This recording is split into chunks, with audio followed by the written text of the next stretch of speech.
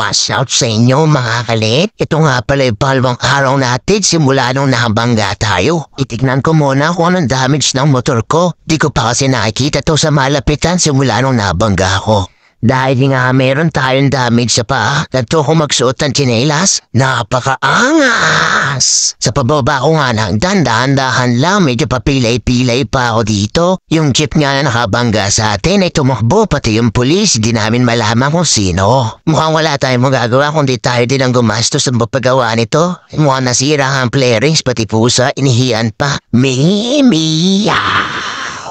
At kinik ko na nga itong preno, pati side mirror nabasag pa. Ito kasi yung tumuon, nanabot tumumba ko. Tinignan ko kung gumagalaw nga ba't kumigewang itong aking manibela. Dahil sabi nga ng barangay ay kumigewang daw.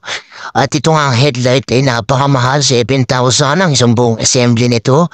At ito pa rin nga nabasag. At napansin ko nga dito na medyo put-put na nga ang aking gulong. Kaya dahilan din kaya nadulas. Kaya tinitingnan ko rin medyo malambot at kinicheck ko nga ang preno baka nasira din. Disc brake nga pala ang hulihan na preno ko. Ito nga pala yung duplicate ng susi ko at ito yung original. Makikita nyo, balik ko. Tumama kasi ang tuhod ko dito. Napatigas. At ito nga pala, tinitingnan ko rin yung hulihan. Baka may mga sira pa. Medyo wala naman. Yung ibang sira, nakaraan pa to.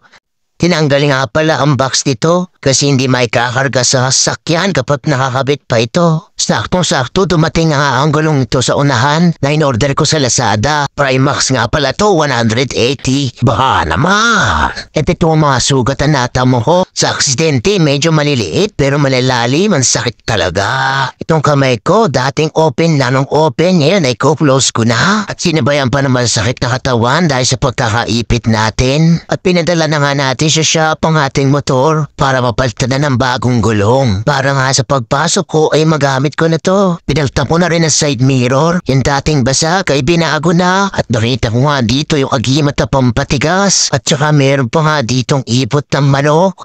Napakamalas. At yun yung kinabit na ang pampatigas. At dahil wala tayong budget kaya pinalinis ko na lang to sa car wash boy. Car wash boy, pasok? Oops, di nga siya malikot kasi gusto nga lang niya magsayang ng tubig. Kaya ito binuhusan na ng binuhusat, binigay ko na. At sa mga 3 oras na ang binabad sa tubig at ito na pinunasin niya habang siya ay kumakanta. At hanggang sa matapos na napansin ko kiluha pala ang ating manibela. Papansin, hindi pantay at ito napakakintab at napakadumi naman ang damit niya. At dahil wala tayong pambayad sa kanyang paglilinis ng motor, ang ginawa niya, binaril tayo. Bang! Bang!